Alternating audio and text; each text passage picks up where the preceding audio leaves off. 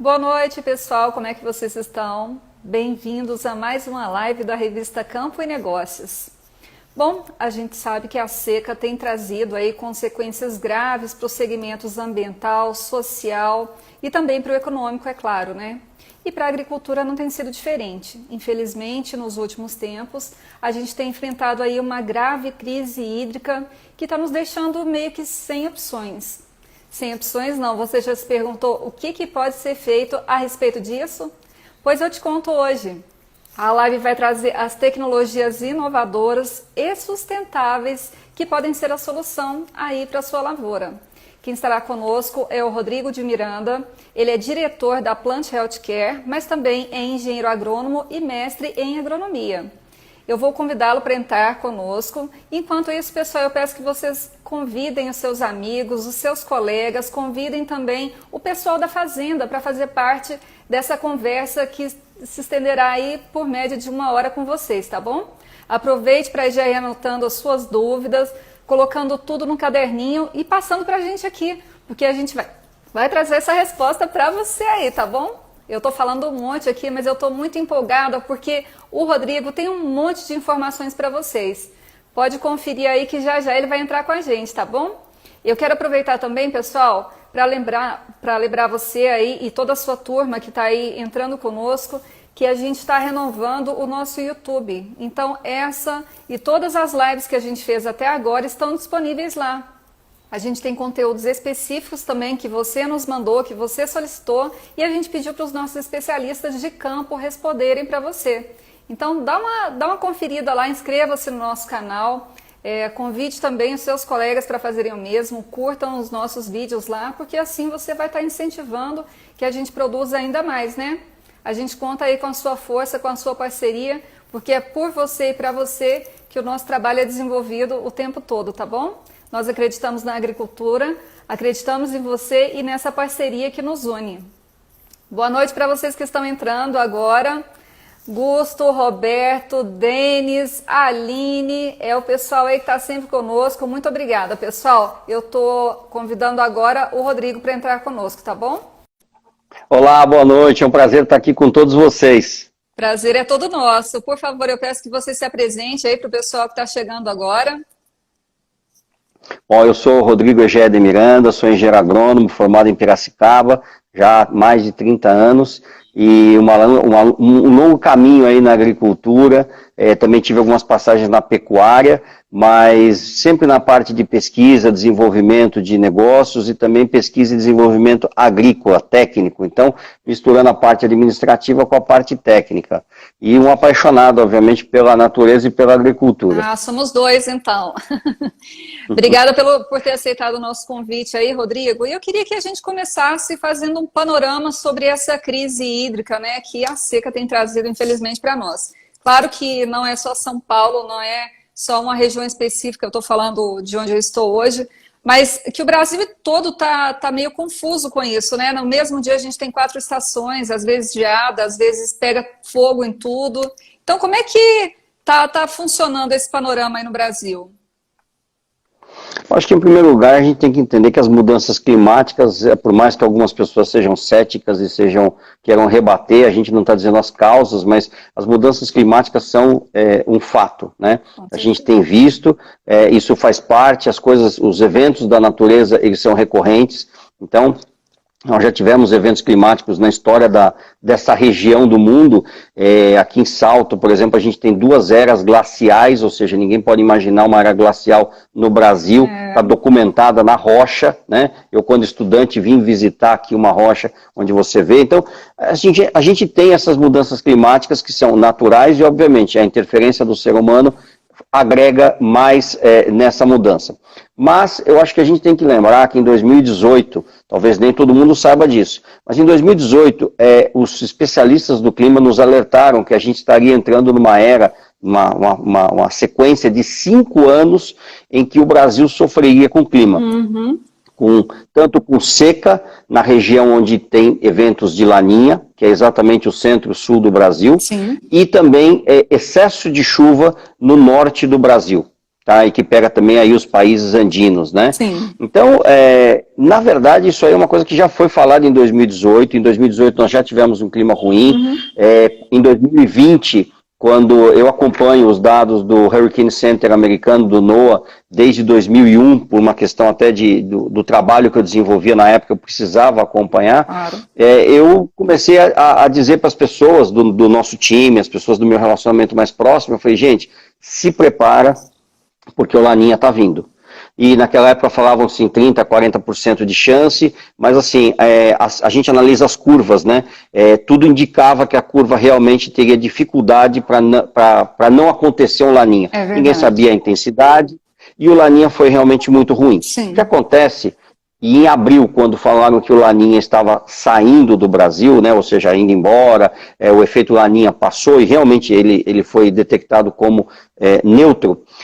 Em maio, a gente teve uma reunião do nosso time, da Plant Healthcare, e eu disse para o pessoal, gente, se eu aprendi alguma coisa nesses últimos 20 anos acompanhando o clima, e não sou especialista nisso, é que o ângulo de saída do Laninha é uma curva, né, de temperaturas do oceano. Esse ângulo ele é muito baixo para que a gente efetivamente esteja migrando para uma situação de chuvas normais na próxima estação. Sim. Então, assim, existe, na minha opinião, e assim, é uma avaliação muito superficial, mas assim, existe, na minha opinião, uma possibilidade grande do Laninha voltar. Olha. E se o Laninha voltar, não importa a intensidade dele, o que importa é ele voltar. Sim. A reincidência de um Laninha é geralmente muito grave. Então eu venho alertando todas as pessoas desde maio, tá? Sim. Que a gente efetivamente poderia ter esse Laninha, e se ele voltasse, naquela época falavam em 40% a 50%, depois 60%, 70%, agora estão dizendo que talvez ele se estenda até março, antes era só fevereiro. Então, assim, eu realmente não vejo com bons olhos, infelizmente, e por isso mesmo a gente tem preconizado tanto as tecnologias. Logo no começo da live eu vi que alguém perguntou, e como é que faz para chover? Né? Não é questão só de fazer chover,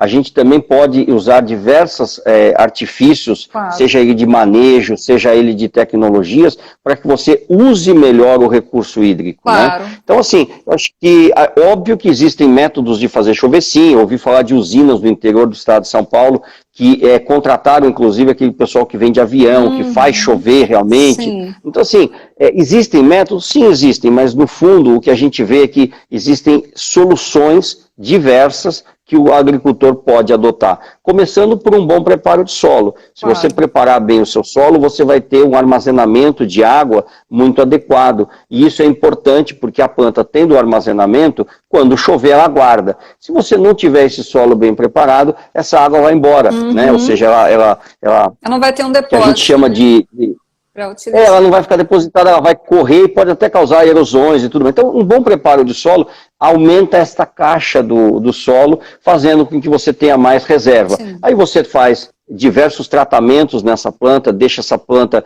melhor nutrida, deixa uma planta com estimulantes, você consegue estimular esse desenvolvimento e ela vai aproveitar esta água existente de maneira melhor. E óbvio, nos casos assim, vamos dizer, mais graves e com quem tem realmente condições, você pode até ter alguns recursos que existem, que você pode fazer sim, cair um pouco mais de água do que o previsto. Claro. Tá? Mas assim, isso já era previsto em 2018, quando a gente teve uma seca ruim, muito ruim. Eu lembro que foram 105 dias, por exemplo, na região de Piracicaba, caiu 15 milímetros. Olha só. Foi terrível, a gente viu cana morrendo em pé, seca, em pé. Não teve esses casos tão graves de queimadas como foi esse ano. Sim. Aí nós tivemos de novo em 2020, e essa reincidência de Laninha me preocupa muito. Sim. E me chama muito a atenção que eu tenho alguns amigos no segmento, né, produtores, eles falam, cara, todo ano é assim, vocês vêm falando que não vai chover, imagina, vai chover normal. Aí, ó, tá vendo, já começou a chover em outubro. Eu falei, então, amigão, entenda que o pessoal falou que vai parar a chuva em novembro. Ai. Então, outubro vai chover, novembro, primeira quinzena vai chover. O problema é que vai parar mais para frente. E que é quando a agricultura mais precisa. Exato, na fase de enchimento de grãos e tudo mais. Então, e a próprio desenvolvimento pleno de algumas culturas, as culturas que são perenes, tipo café, vão estar numa fase importante também. Então, assim, infelizmente, se isso realmente acontecer, que a probabilidade já está em 70%, a gente nunca, nos eventos climáticos nunca tem 100% de certeza, a não ser quando você olha e fala, está chovendo. Né? Mas a perspectiva é que realmente tudo indica, os estudiosos, quem realmente analisa e tem a ciência para analisar isso, diz que infelizmente nesse ano nós vamos ter novamente um evento climático, Laninha, e ele vai trazer problemas para a agricultura mais uma vez. Não só a agricultura, né? Tudo geral. Nós estamos sofrendo com hidrelétricas com pouco reservatório, estamos sofrendo com represas. Tem várias cidades do interior do estado de São Paulo e pelo Brasil que as represas que abastecem a cidade estão vazias. Verdade. Né? Cantareira, a gente ouve falar toda hora. Mas a gente até entrou com uma pergunta aí do Denis Caetano. Ele está perguntando se esse fenômeno de aquecimento não é natural. A Terra não passa por essas eras glaciais e períodos mais quentes mesmo, naturalmente? Exatamente, eu sei que não é politicamente correto dizer isso, mas eu também tenho essa impressão, que existe essa mudança natural, eu sei que existe, obviamente, a interferência do ser humano piorando este cenário, isso é um fato, né? Mas a gente sabe que vamos dizer, esses eventos climáticos de longo prazo, eles ocorrem naturalmente. Agora, a gente sabe que o ser humano está piorando um pouco este cenário. Então não é só o ser humano, não é que a gente é tão ruim assim. Eu acredito que sim, a gente tem a nossa interferência, mas são eventos que ocorrem de tempos em tempos, ou seja, a questão de angulação da Terra, tem diversas questões em cima disso. Entendi, né? Mas essa é uma tendência que ela não é reversível no caso, a gente vai ter que aprender a lidar com ela, não é isso? Se a gente pudesse fazer a nossa parte melhor, seria muito mais fácil, porque mesmo que a Terra tendesse a fazer um aquecimento global natural, a gente poderia estar contribuindo com a nossa inteligência, com a nossa ciência, para minorar este efeito. Ao contrário, nós estamos piorando este efeito. Sim, né? Sem dúvida. E quais são as culturas mais prejudicadas por essa onda climática que está trocando o inverno pelo verão e vice-versa? Na verdade, todas. Todas as plantas, elas são adaptadas àquela condição. Por exemplo, quando eu era criança, nós tínhamos muito plantio de café no Paraná. E a gente viu esse café migrando para uma outra região. Não é só uma questão mercadológica. A gente tem outras questões, por exemplo, em algumas regiões que eram muito boas de água e foram secando ao longo dos tempos. Então, a gente sabe que todas as culturas são afetadas, mais ou menos. Então, você tem aquele sistema ideal de clima para a produção, mas, assim, até pasto sofre com a mudança climática. Nós temos uma faixa onde a cultura faz fotossíntese, né? Então, dentro daquela faixa ideal, ela tem uma temperatura máxima, cada cultura tem a sua. No caso da batata, por exemplo, por volta de 29 graus. No caso da cana, eu já discuti com alguns especialistas, eles dizem por volta de 35, 38 graus. Acima disso, a planta para de produzir. Não é que quanto mais sol, melhor. Não, se a temperatura subir demais, ela também para a produção dela. E também toda a questão da respiração noturna, né? No caso da batata, mais uma vez, que eu trabalhei muito tempo com batata, com 8 graus de temperatura para baixo, ela praticamente respira muito pouco. Então, tudo que ela acumulou durante o dia, ela não gasta à noite. Se você tiver uma temperatura noturna mais alta, ela vai respirar. Então, ela ganha durante o dia e gasta à noite respirando. Então, esse balanço faz com que ela produza menos. Tá? Porque o que a planta produz é basicamente aquilo que ela consegue acumular na fotossíntese e depois ela consegue não gastar respirando. Né? Então, é essa diferença que faz virar produtividade. Né? Tem outras perdas depois, mas assim, em geral é isso. É isso mesmo. Eu quero agradecer a vocês que estão entrando agora, pessoal. A gente está falando aí das novas tecnologias que vêm para enfrentar essa crise hídrica que está assolando o Brasil e o mundo todo, né? Mas então, quem está com a gente é o Rodrigo Miranda. E vem com a gente, pessoal, convidem os seus amigos aí e vamos mandando as perguntas que a gente vai respondendo aqui no decorrer da live, tá bom? E dando prosseguimento aí, Rodrigo, em relação a como otimizar essa água no solo, além do preparo do solo e de toda a questão que você trouxe aí, que soluções a gente pode ter para aproveitar mesmo a pouca água que a gente já tem aí no campo, né, na agricultura? A forma melhor de você aproveitar a água que está realmente no solo, seja ela pouca ou muita, é você ter uma planta bem enraizada, uma planta ativa, fisiologicamente ativa. Nós, da Plant Healthcare, temos um produto que é a proteína Harpin, que aplicado nas culturas, em todas as culturas ela tem esse efeito, ela promove esse enraizamento e essa ativação fisiológica. Uhum. A proteína ela é secretada por bactérias fitopatogênicas, são bactérias de ocorrência natural no meio ambiente, são bactérias que a planta conhece muito bem. Então, quando a gente tira uma parte da proteína da bactéria, que é a parte que a gente chama que é como se fosse uma vacina, uhum. né? Que é a parte que não causa a doença, mas ela induz a planta a pensar que está sendo atacada, o que acontece é que a planta reage fortemente, ela reage por uma questão de sobrevivência, ela quer sobreviver, ela quer se sobressair a essa suposta agressão que ela está sentindo. Legal. Né? Sim. E aí ela desenvolve ativações gênicas, ela desenvolve alguns mecanismos fisiológicos e faz com que ela ponha mais raiz. Então isso é uma mudança morfológica. Legal. Em função de toda essa ativação fisiológica e gênica que ela sofreu. São diversas rotas fisiológicas que são ativadas e ela é uma ativação de amplo espectro. A gente diz que a proteína ela ativa a planta como se fosse um salve geral, né? Legal. Então você alerta a planta, você alerta de todas as formas possíveis e a planta reage fortemente a isso. E o resultado disso é ela absorver mais água, nutrientes, usar melhor os recursos, né? Tipo água, tipo a própria luz solar. Ela faz uma fotossíntese mais ativa, mais forte, e com isso ela vai, no final do dia, produzir muito mais. Olha que legal. E essa tecnologia Harpin, eu sei que ela é sustentável, né? Como é que ela pode trazer isso, reverter, além da sustentabilidade, mais produtividade para o campo? A gente tem uma cultura aí para dar um exemplo? Temos diversas, né? A gente pode pegar a própria cana, onde a gente tem a maior área aplicada com a proteína no Brasil. Na cultura da cana, por exemplo, a gente tem diversos usos. A gente pode aplicar no suco de plantio, a gente pode aplicar num corte de soqueira, que é o que muita gente vai fazer a partir de agora. Nós podemos aplicar foliar também agora, a partir de outubro, com essas águas que estão começando essas chuvas estão começando a acontecer.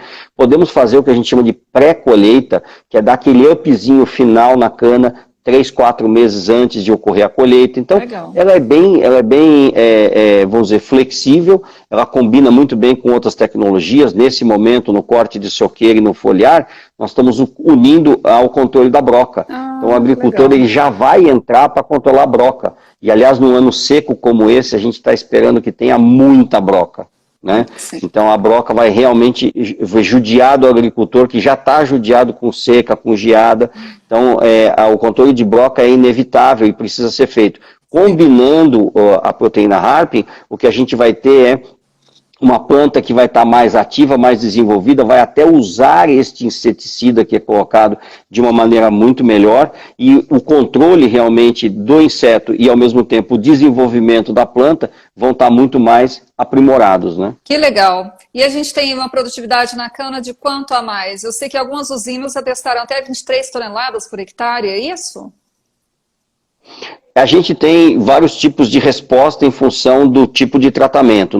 Nesses tratamentos que a gente chama de esse upzinho da cana, que é esse pré-colheita, nós temos em geral por volta aí de 6 a 10 toneladas. Sim. No caso de um corte de soqueira que é mais tempo a proteína agindo dentro da planta, nós chegamos a ter áreas acima de 30, 40 toneladas a mais por hectare. No plantio, vai depender cana de ano ou cana de ano e meio, mas também a gente espera aí entre 20 e 30 toneladas. Então, assim, ela responde sempre, e é sempre uma resposta em função daquilo que a gente está dando de tempo para ela metabolizar a proteína. Então, quanto mais tempo a proteína ficar dentro da planta, melhor a resposta que ela vai dar em termos de produtividade. E, quando as pessoas me perguntam, mas minha cana não tá como se diz, estressada ou precisando de um upzinho. Eu falei, cara, eu sempre faço uma comparação, eu falo assim, olha, o Bolt, quando corria 100 metros rasos, né, ele tinha toda uma preparação. Se você der a preparação do Bolt para mim, eu nunca vou correr os 100 metros rasos igual ele. Tá? Então, assim, se a sua cana está fraca, a proteína vai ajudar. Mas se ela tiver boa e tiver realmente muito bem tratada, a resposta é impressionante. Por quê? Porque ela habilita o potencial da planta. Quanto mais potencial a planta tiver, melhor vai ser a resposta. Entendeu? Então, assim, às vezes as pessoas acreditam que tecnologias como essa são só quando a planta está na seca, está judiada, está sofrida. Não, não. Isso ajuda muito, inclusive, quando você dá tudo para ela. Porque eu falo assim, a cultura é mais ou menos como as crianças, né? Você pode dar tudo para as crianças, mas se ela não estiver preparada para usar aqueles recursos que você está dando a ela, acaba não sendo efetivo, né? Então, a parte bacana é, quando você dá tudo para a sua cana, você não tem a garantia de que ela está absorvendo e usando todos aqueles recursos. Então, por isso que a gente, usando a proteína, a gente habilita a planta a usar muito melhor os recursos fornecidos a ela. Muito legal. Bom, me corrija se eu estiver errada, mas eu ouvi resultados de que se emprega para cada R$1 aplicado na proteína Harpin, você tem R$10 de retorno aí em produtividade, em saúde da planta. Como é que isso acontece? Isso é verdade mesmo?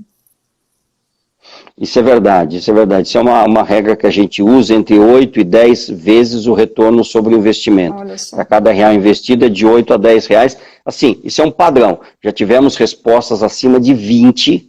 Tá? Em grãos, por exemplo, soja, milho, já tivemos respostas acima de 50, porque as quantidades aplicadas são muito pequenas, então você tem um retorno muito maior. Mas assim, na cana, o pior cenário que a gente pode pensar é um retorno de 1 para 4, 1 para 5. Que legal.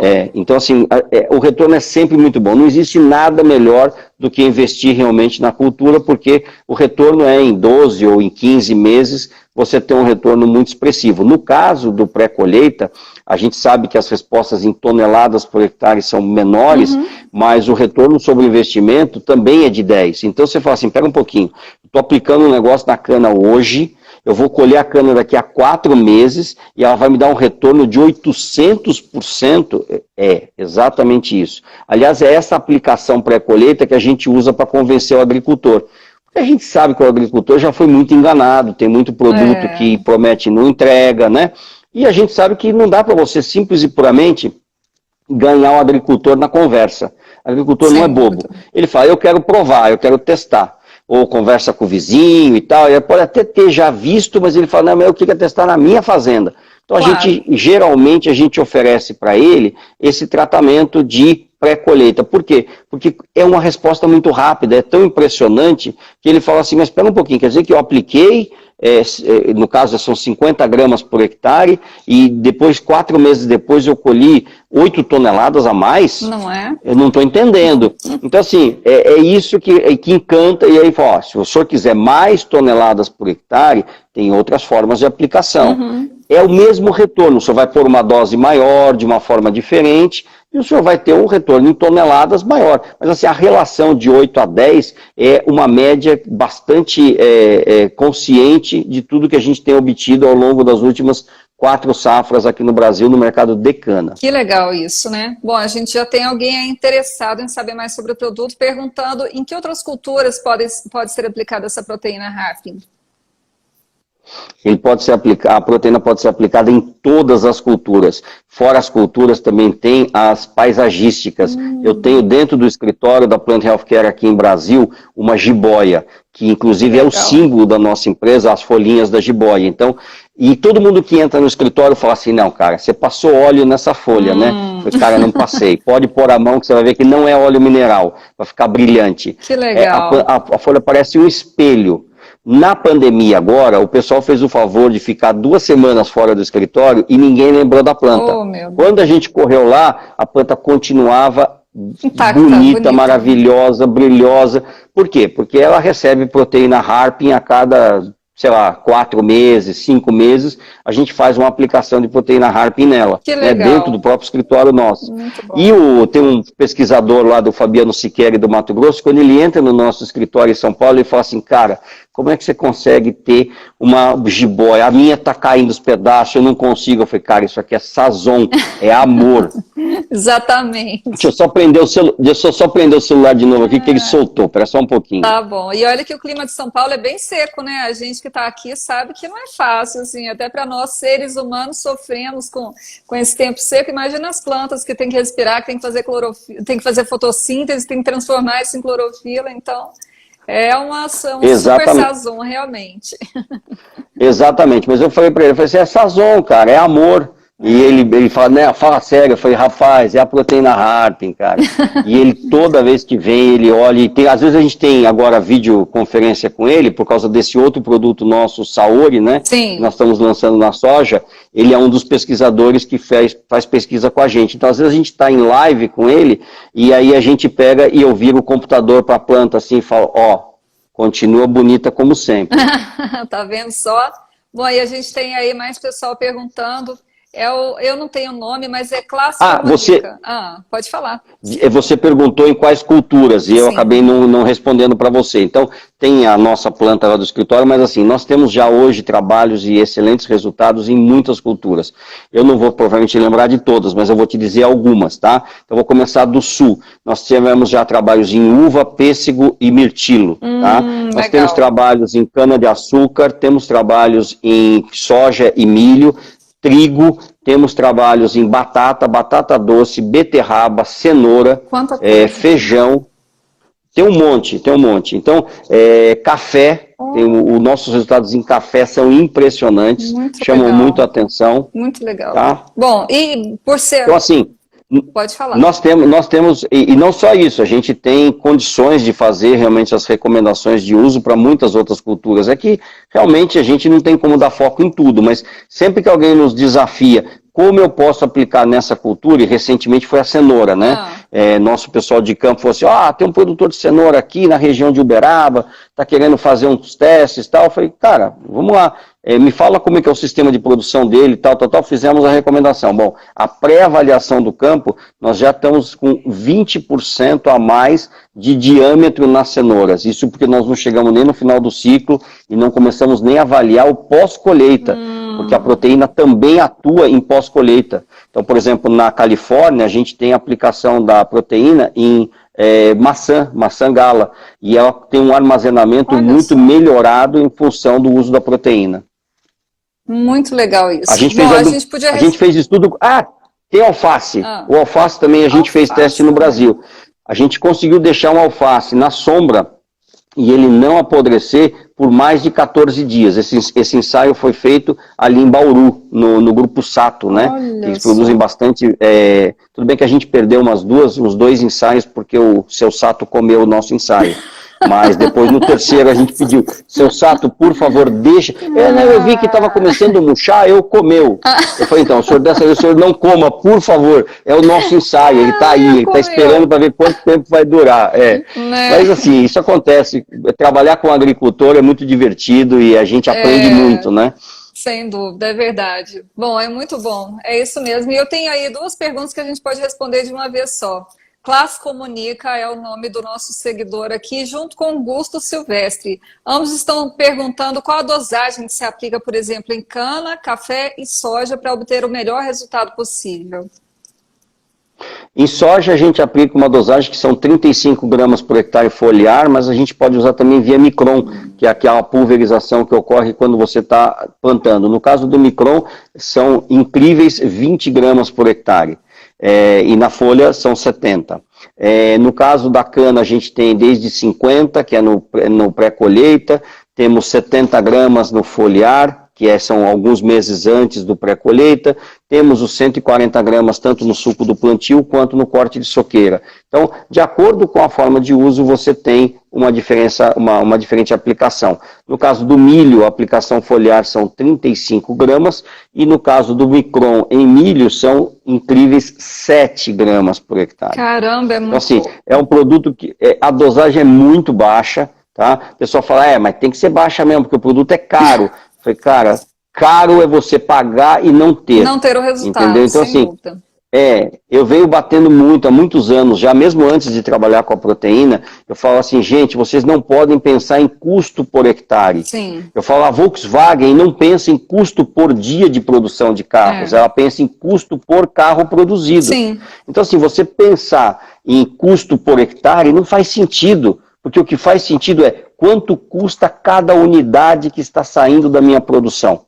Isso é o que realmente tem que ser o diferencial. Exatamente. Né? Então, quando a gente pensa em toneladas de cana por hectare, se a gente coloca 20 ou 30 toneladas a mais, custando uma tonelada e meia, o que importa é isso, eu gastei uma tonelada e meia de cana, entre aspas, de custo, e eu colhi 20, 30 toneladas. Gente, é um retorno sobre investimento impressionante. Com certeza. Então, isso que a gente tem que pensar. O que mais eu posso pôr para que eu tenha um retorno? Agora, se eu coloco alguma coisa que me custa, sei lá, 2 e me rende meio, então eu estou perdendo dinheiro, eu estou pondo alguma coisa a mais de custo e não está voltando. Mas uma coisa que você gasta 1 e colhe 10, 15 ou 20 a mais, vale a pena. Exatamente. Bom, e a gente tem alguma orientação ou exigência de irrigação mínima para a eficiência da proteína Harpin? Então, essa é uma excelente pergunta, porque nenhuma tecnologia faz milagre, tá? Existe um momento em que a gente sabe que as plantas vão sofrer de qualquer forma. Claro. Então, nós temos áreas, tanto de café quanto de cana esse ano, a seca foi tão drástica, mas tão drástica, que aí chega um momento que até a planta com a proteína Harpin, ela também entra num estado de, como se fosse hibernação. Ela trava. Sim. Por quê? Porque a seca realmente foi muito violenta. Claro. Entretanto, nós temos várias áreas de cana-de-açúcar que nós visitamos, inclusive recentemente, porque a gente vai para o campo, nem sempre a gente consegue, mas quando a gente consegue, vai para o campo, conversa com o agricultor, os usuários, conversa com não usuários, ou seja, a gente tenta tirar um tempo, mesmo nessa tribulação toda de papéis aqui administrativos em São Paulo, mas eu sempre preconizo ir para o campo e conversar realmente com quem está usando ou quem não está usando, ouvir a voz do cliente, né? E a gente teve com alguns agricultores que fizeram plantios em março, e foi impressionante o que a gente viu. Eu cheguei numa área a perguntar para o agricultor, falei, você tem certeza que você não escondeu um canal de irrigação, de gotejo embaixo dessa cana? Porque, cara, isso não é possível. Você plantou em março, não choveu praticamente nada. Ele falou, aqui choveu 15 milímetros. Nossa, olha eu falei, só. então, cara, o solo não estava tão assim carregado com água, porque foi um verão seco.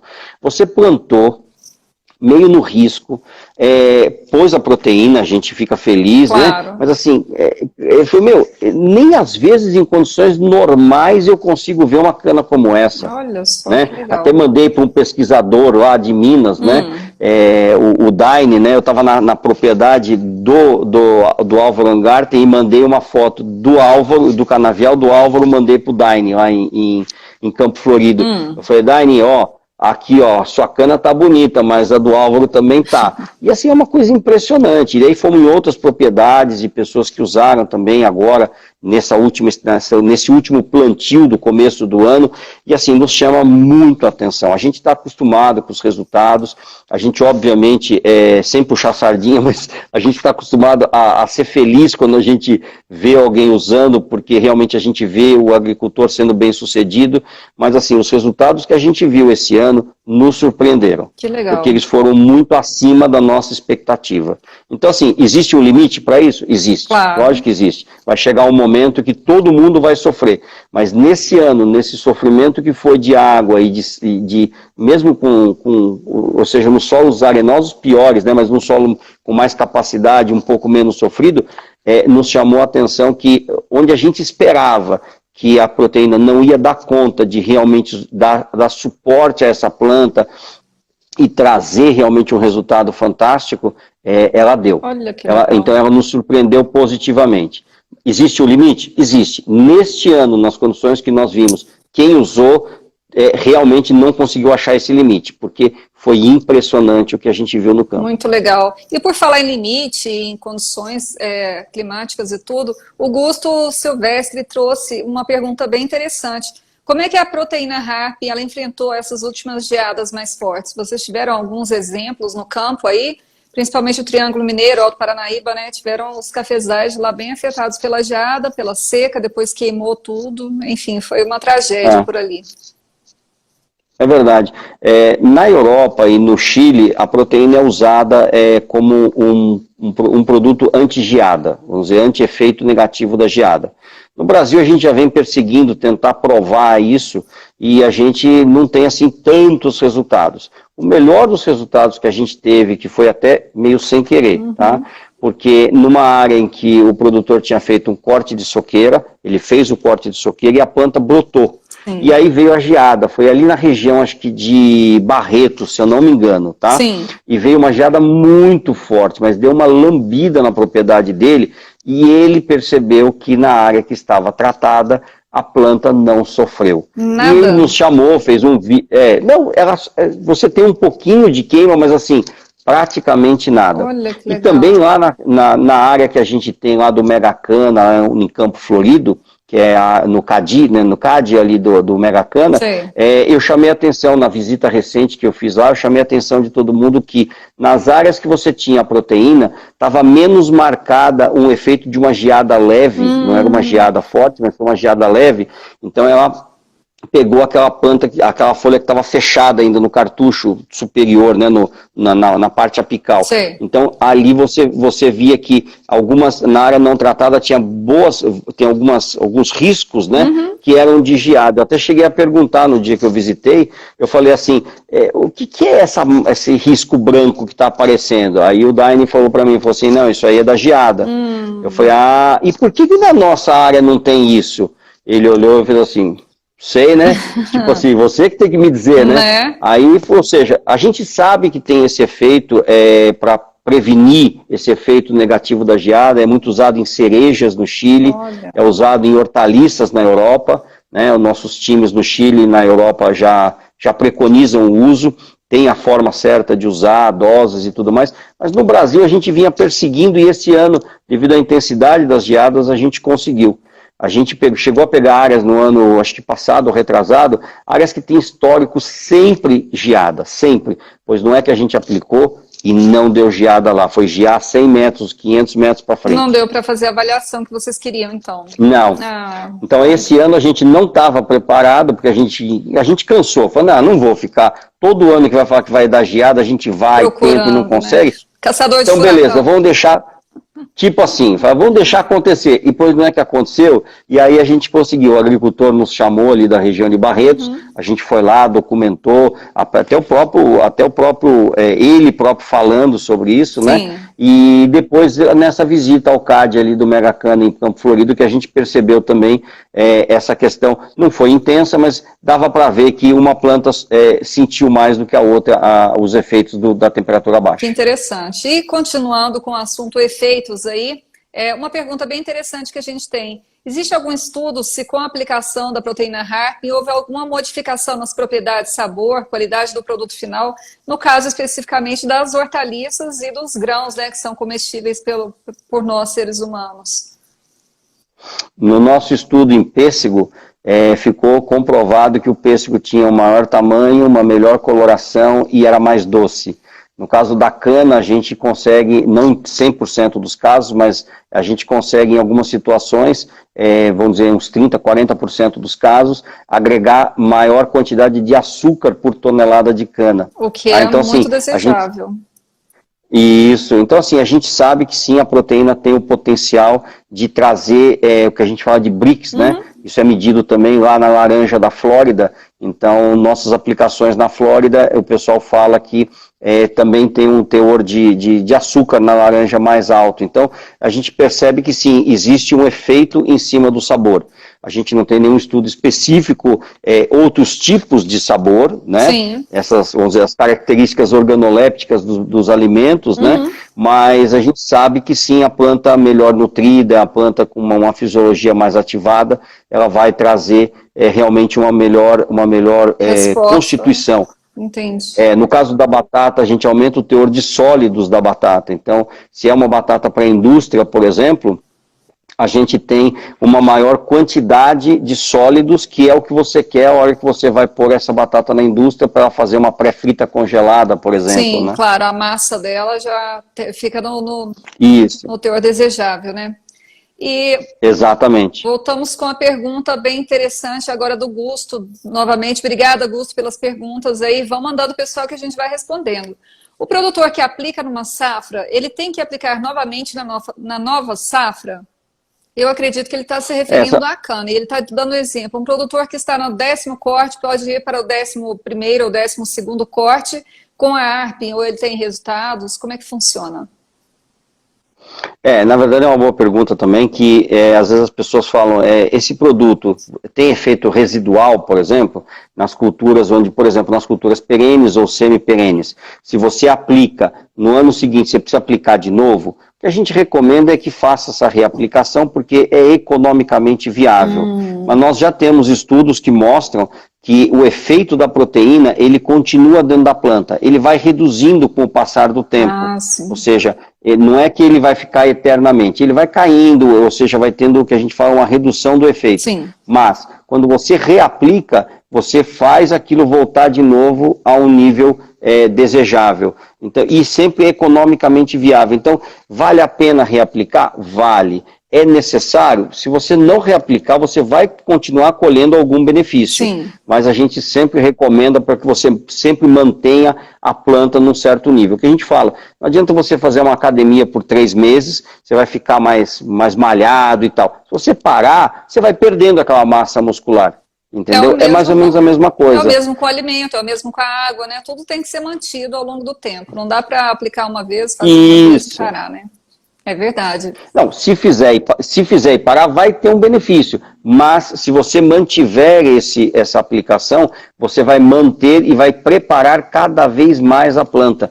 Uma planta de segunda, terceira aplicação, ela aumenta o nível de resposta dela. É como se ela realmente estivesse preparada, como se fosse uma academia. Ela tá cada vez com uma capacidade, vamos dizer assim, de produção, de metabolização, de resistência cada vez melhor. Sim. Ela vai subindo. Nas plantas anuais isso é mais difícil, porque você colhe ao final do ciclo, né? Mas nas culturas perenes ou semi-perenes, nas frutíferas, no café, na cana, aí é muito visível isso. Sem dúvida.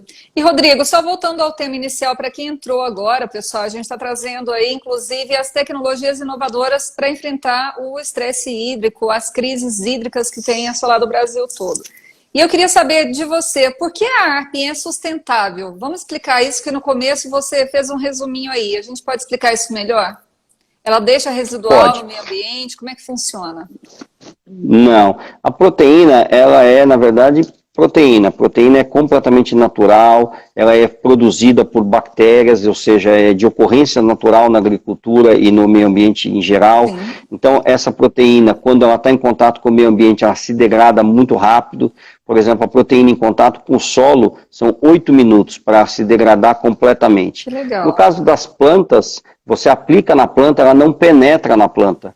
Ela toca a superfície da planta e aí a planta recebe uma mensagem. E esta mensagem é que é utilizada pela planta para fazer toda a reação fisiológica e morfológica que ela promove. Então, a proteína é totalmente orgânica, é carbono e hidrogênio e assim, é um aminoácido, vamos dizer assim, é proteína. Isso. Então, não tem, e é de ocorrência natural, ou seja, na natureza ela já existe. O que a gente faz é tirar a parte que causa doença e pegamos só a parte de comunicação da proteína com a planta. Ótimo, a gente espera que a sua pergunta aí, Classe Comunica é o nome do nosso seguidor, eu não consigo ver o nome aqui, então espero que tenha sido respondida. Boa noite para você também.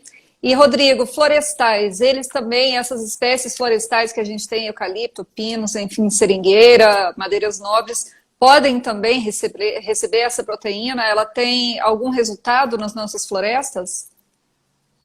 A gente não tem resultado assim comprovado, mas a gente já tem resultado em viveiros, né?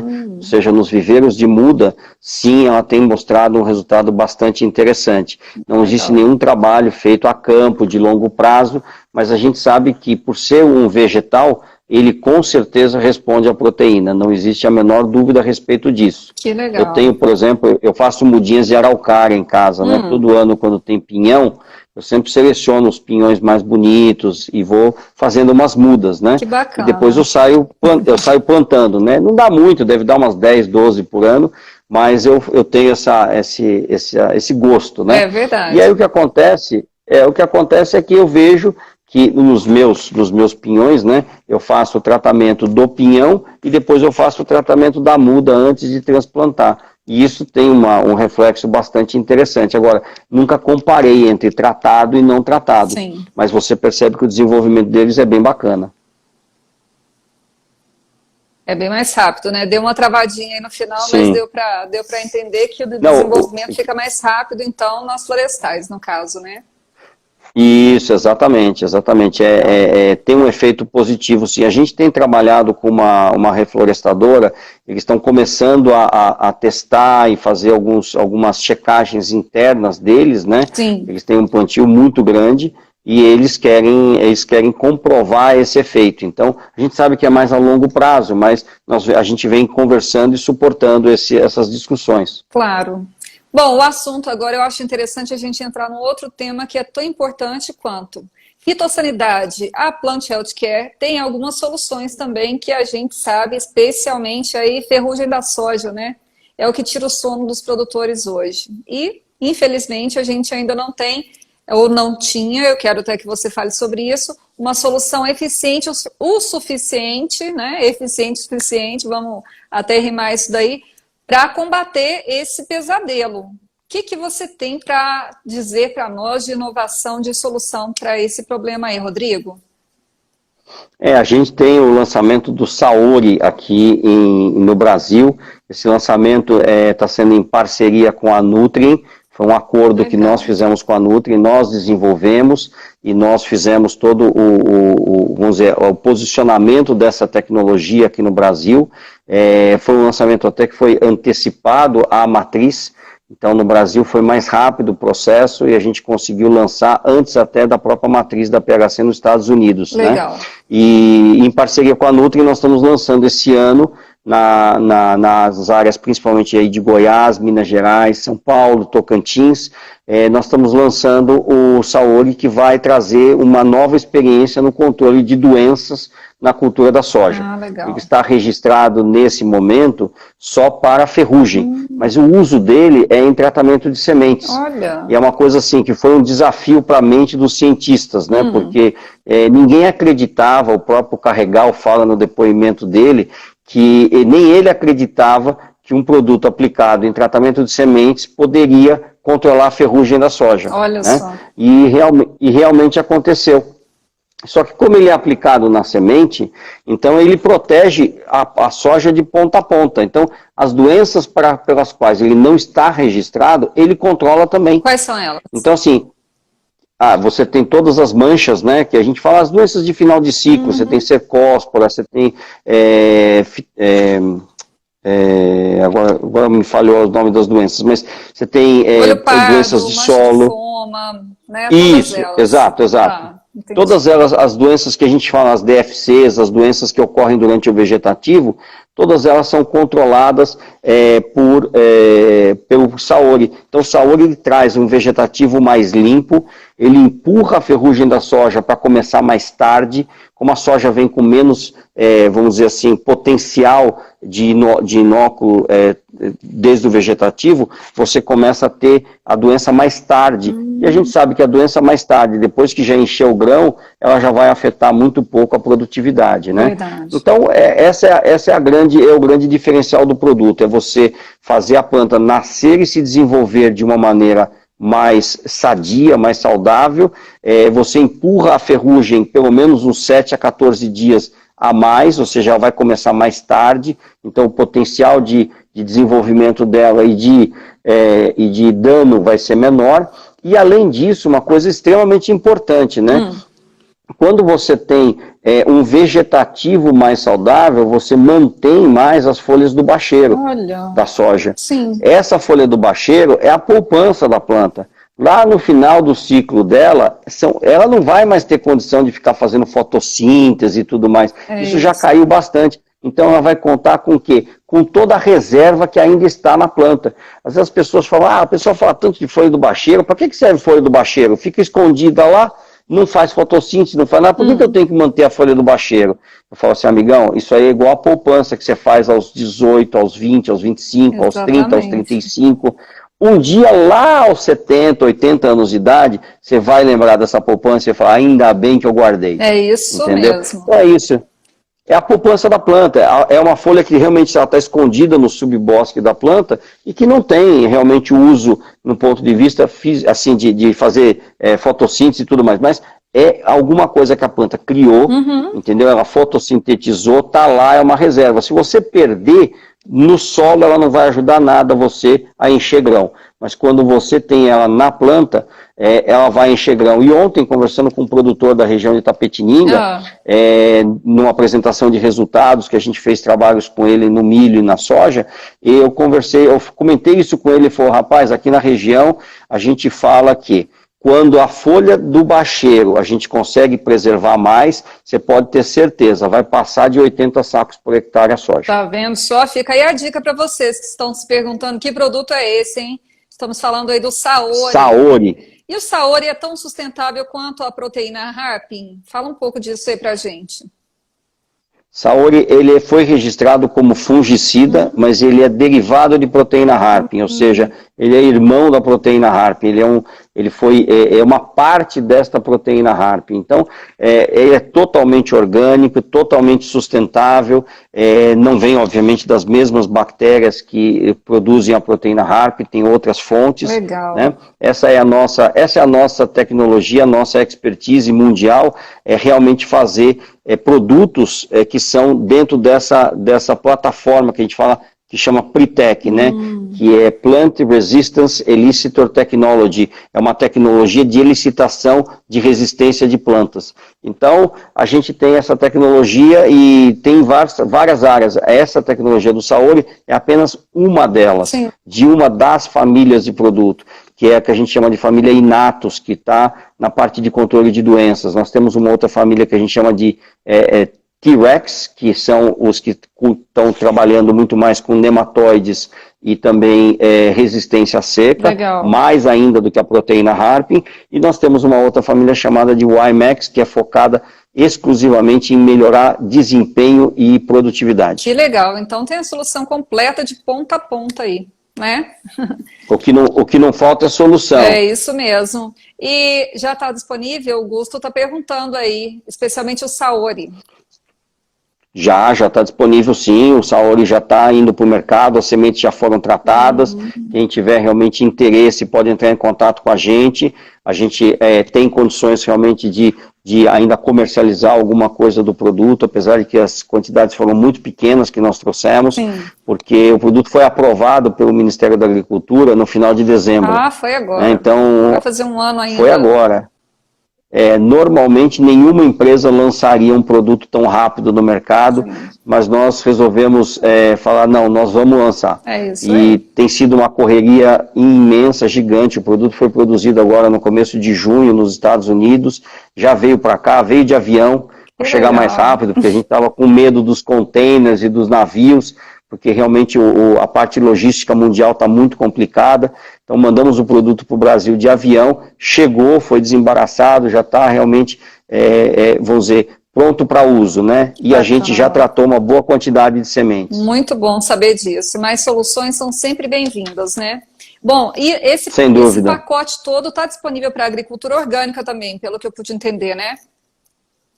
Sim, a gente não tem a certificação dos produtos como sendo orgânicos. Sim. Por quê? Porque várias pessoas que me perguntaram, falaram assim, olha, a certificação de um produto para ser orgânico no Brasil não é barata e não é simples. Nós somos uma empresa pequena e nós temos que focar, infelizmente, em resultados.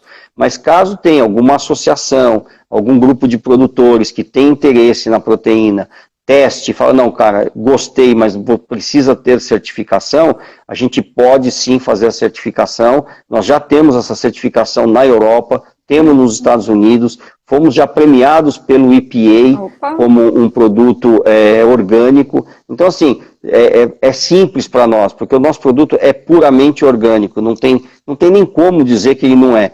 Mas a gente sabe que os processos de certificação têm que ser cumpridos. E para isso, a gente precisa ter um porquê fazer isso, né? Claro. Numa empresa grande, às vezes as pessoas vão fazendo e elas nem sabem por que estão fazendo. Sim. Numa empresa pequena, a gente olha todos os detalhes, porque para nós, realmente, a gente quer manter os custos bem dentro daquilo que são necessários, né? Absolutamente, com certeza. Vocês hoje atendem o Brasil todo? Como é que as pessoas podem ter acesso à empresa, aos produtos?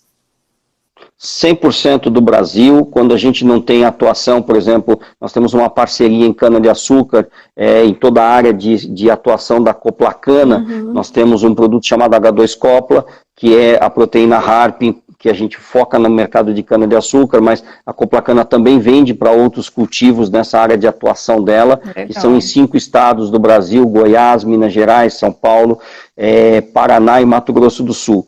E temos, obviamente, atendendo outros clientes que têm nos pedido de outros estados. Então, por exemplo, o Mirtilo, lá em Santa Catarina, foi atendido diretamente por nós, né? Temos também algumas áreas do Rio Grande do Sul que o pessoal pede, temos áreas do Norte e Nordeste, também temos atendido pedido Mato Grosso. Então, assim, dentro do possível, a gente atende diretamente da nossa matriz em São Paulo, ou até, quando está na área de atuação da Coplacana, a gente tem recomendado que o pessoal vá até a filial da Coplacana e faça a compra do produto, Sim. né?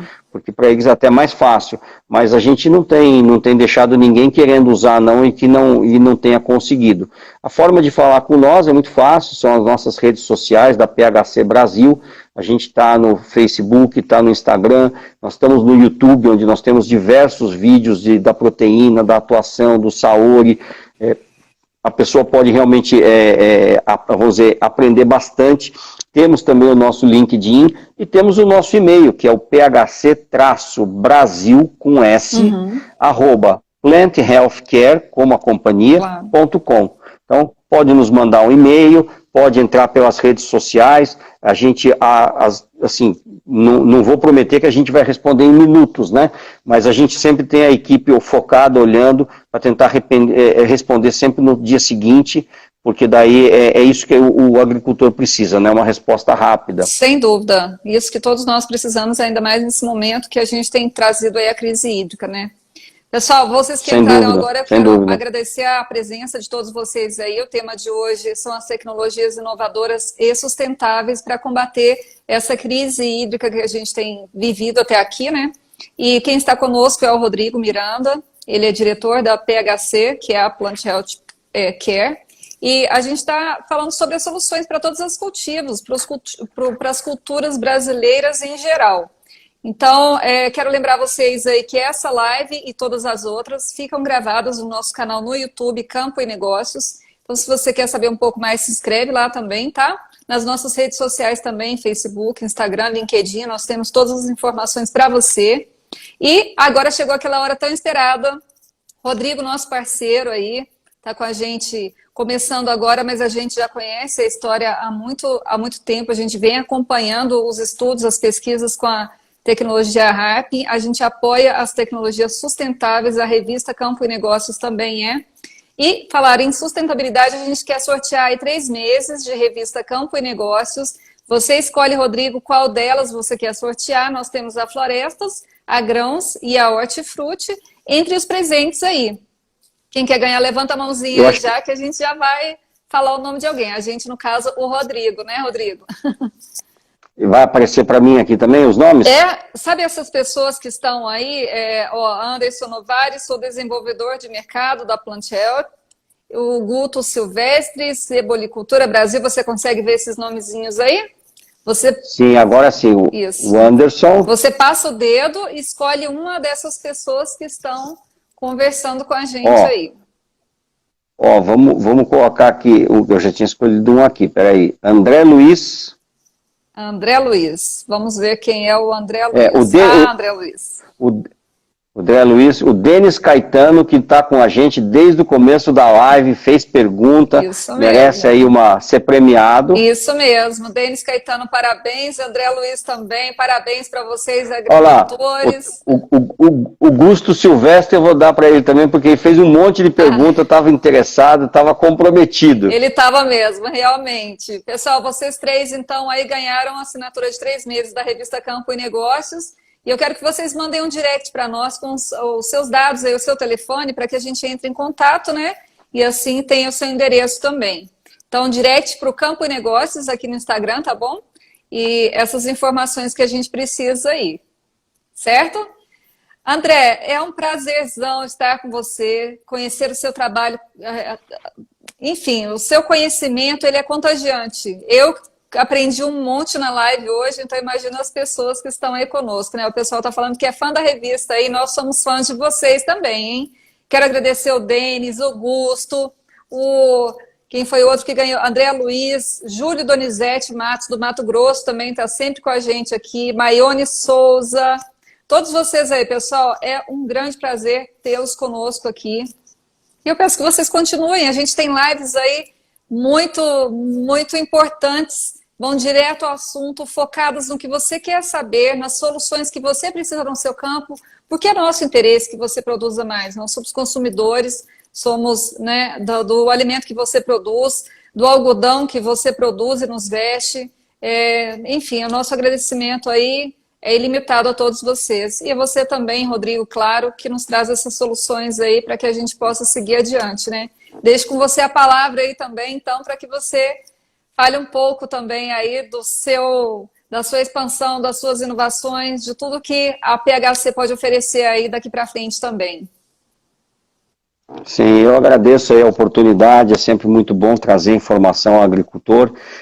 Quando a gente usa as mídias sociais, as lives, a gente pode alcançar a gente muito mais longe. Claro. Como eu disse, a gente foca em ir para o campo, conversar com o agricultor, mas a gente sabe que a nossa capacidade de conexão é muito pequena. Quando através de vocês, que tem uma conexão muito mais ampla, a gente pode levar a informação e, obviamente, nos colocar à disposição de muito mais gente em todo o Brasil e até fora do Brasil, porque a gente sabe que fora do Brasil também tem pessoas que se conectam claro. Nos canais de comunicação brasileiros para aprender. Recentemente nós tivemos gente da Guatemala, de Honduras, da Índia, que vieram procurar sobre as nossas soluções para o mercado de cana. Que legal. Então foi muito bacana e eles conseguiram isso através do LinkedIn, através do Facebook, através do Instagram, e tem vários que aqui fora do Brasil, de fora do Brasil, que seguem as nossas redes. É engraçado. Que então, legal, né? A gente sabe que o Brasil é, com certeza, um modelo de agronegócio, não só um agronegócio, mas um agronegócio sustentável. Sim, claro. Nós sabemos disso. Então, apesar de todos os ataques que o agronegócio brasileiro sofre, nós sabemos que existe extrema sustentabilidade dentro do nosso agronegócio. E é muito bom a gente poder contar realmente com veículos como o de vocês. A Campo Negócio traz uma ferramenta ao agricultor, as pessoas que estão dentro do nosso negócio, do agronegócio, para que eles possam entender o que está acontecendo de inovações e possam adotar essas inovações, ou no caso dos técnicos, até recomendar essas inovações. Então, para nós é muito importante, não só como empresa, mas eu como engenheiro agrônomo, como técnico desse segmento, me sinto feliz de poder contribuir e acessar uma quantidade tão grande de pessoas através de um veículo como o Campo e Negócio.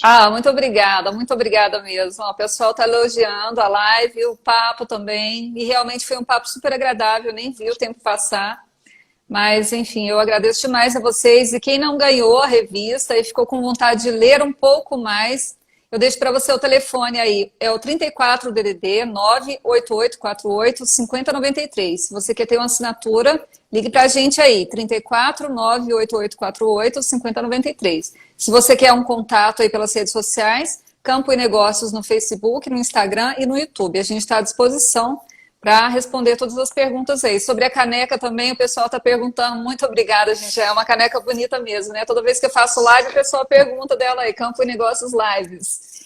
Eu Denis, também quero uma, hein? opa, a Ana Eu Maria tá também aí quero respondendo uma. todo Já, mundo. já que é para pedir, eu também quero É uma. isso aí, quem não chora não mama, não é assim que fala? Verdade, é assim que diz. Quando eu nasci já existia essa frase, não fui eu que É, inventei, não foi não. não, mas a gente tem que usar por isso mesmo, né? Bom, deixa aí com você também o Legal. pedido, viu, Ana Maria? O pessoal tá querendo caneca aí, é com você.